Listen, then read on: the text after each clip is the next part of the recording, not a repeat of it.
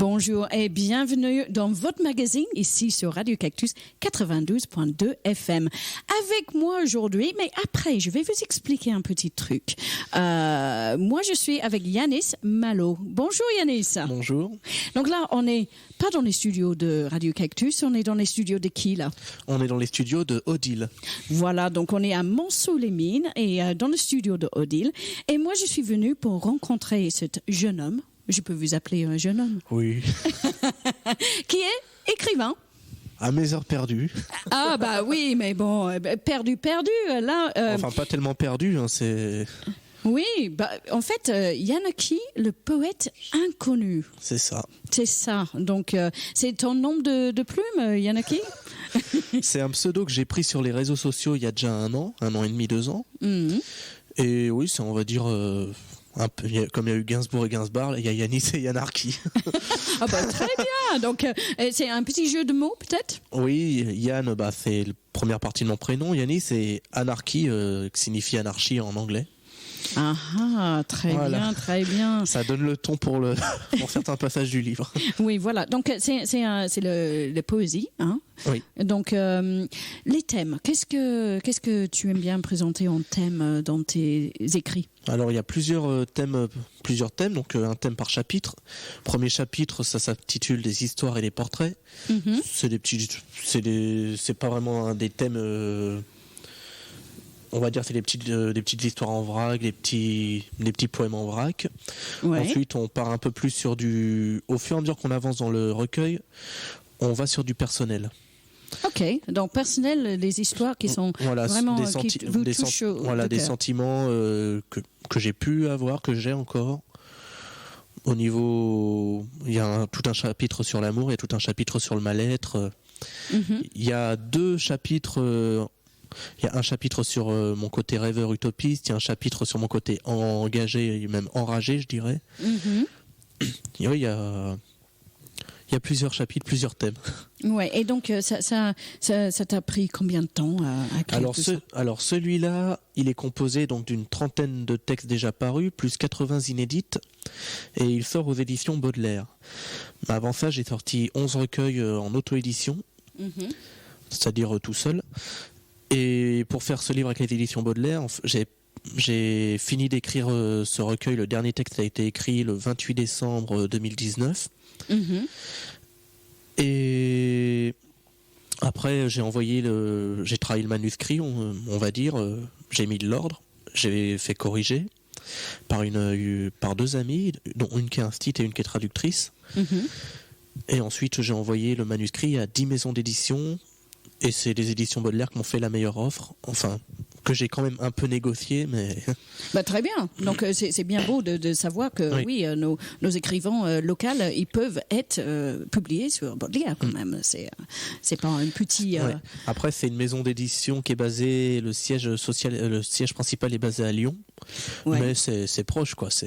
Oui, voilà, on n'est pas très loin. On n'est pas loin, ça. Très loin. Donc, moi, j'ai fouetté, hein, j'ai pas eu le temps à tout lire, mais donc, il y a les poèmes assez courts ou plus longs. Il y en a qui font 2 pages. Ah bah, c'est très bien.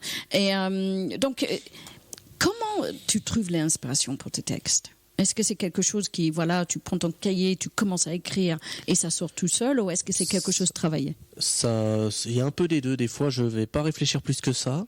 Mm-hmm. Ça va venir d'un seul coup. Il y a des mots qui vont venir ou une phrase. Tout part parfois d'une phrase. Et tout commence par là. Et des fois, parce que je faisais un petit jeu avant sur Facebook avec mes contacts, je demandais des sujets. Ah! Bon, je le fais plus trop en ce moment, j'ai pas trop pris le temps de relancer le jeu, et ça marchait bien.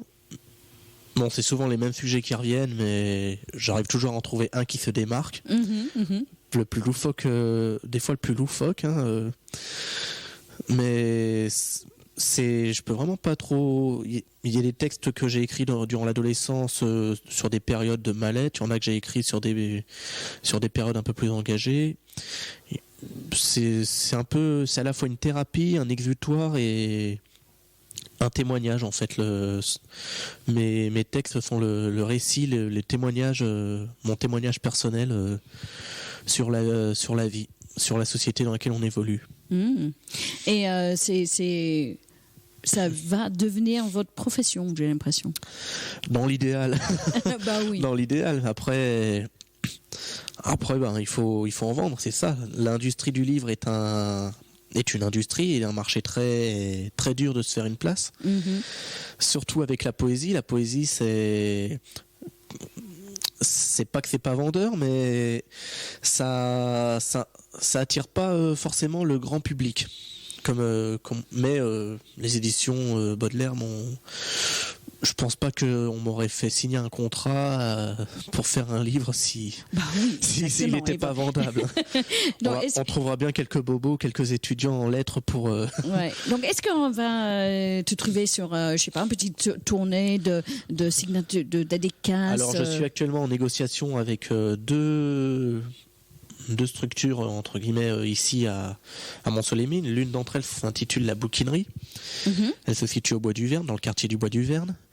Ils vendent des livres d'occasion et ils organisent tous les mois un marché aux puces qui fonctionne du tonnerre depuis 1 an et demi déjà. Donc c'était un projet qu'on devait faire pour fin août. On l'a repoussé parce que je devais exposer avec un peintre et avec d'autres gens, mais... Il y a eu des soucis logistiques et techniques, du coup c'est repoussé à une date ultérieure. On aimerait bien que ça se fasse avant la fin de l'année quand même. Je suis également en négociation avec quelqu'un que je connais également très bien, le patron d'un bar à Blanzy qui s'appelle Le Coquillage, qui organise des fois des expositions de peinture ou des concerts, des expositions de livres. Bien, donc tu cherches vraiment les endroits un peu alternatifs de montrer le poésie. Et à côté de ça, la maison d'édition s'engage à m'inscrire à différents salons du livre en France. Et j'ai peut-être des opportunités pour la Suisse, mais ça c'est... En cours, voilà, c'est encore rien de sûr, c'est encore moins sûr que... Oui, c'est pas grave. Donc, côté pratique, si on a envie de procurer ces très très jolis livres, où est-ce qu'il faut aller ? Alors, on peut le trouver sur Internet, mais également en magasin. On peut le trouver à la FNAC, on peut le trouver... en espace Leclerc, en espace Cultura, comme il y a un Cultura à Dijon par exemple. Parfait. On peut le trouver dans des magasins, dans le livre. On peut le trouver sur Internet, sur certains sites Internet. Bon, il y en a un que je donnerai pas. Ça commence par un A, ça finit par zone.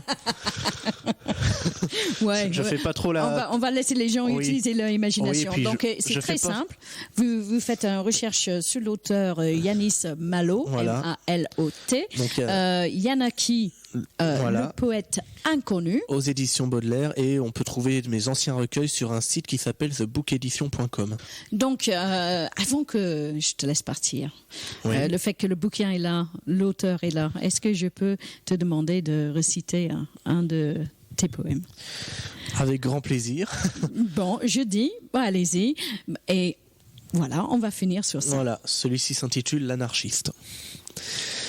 Il se lève, poing sur la table ou poing levé, contre les tyrannies des multibancaires, des marchés financiers, l'anarchiste. Il se bat contre toutes les injustices des hommes, contre les lois qui déshonorent nos patries et celles qui créent des dogmes, l'anarchiste. Contre les médias de la propagande, des gouvernements, contre la classe bourgeoise et les fascistes au service de l'argent. L'anarchiste face à l'obscurantisme des fanatiques de Dieu, voulant en son nom semer la mort et le feu. Il est seul ou en bande, mais en tout cas il existe, fils de pute ou fils de rien, fils des HLM ou d'anciens mitterrandistes. Il combat la haine des rassemblements réactionnaires et populistes d'une extrême droite qui cache son nom dans le patriotisme. Mais l'anarchiste, lui, est international, autogéré dans le militantisme.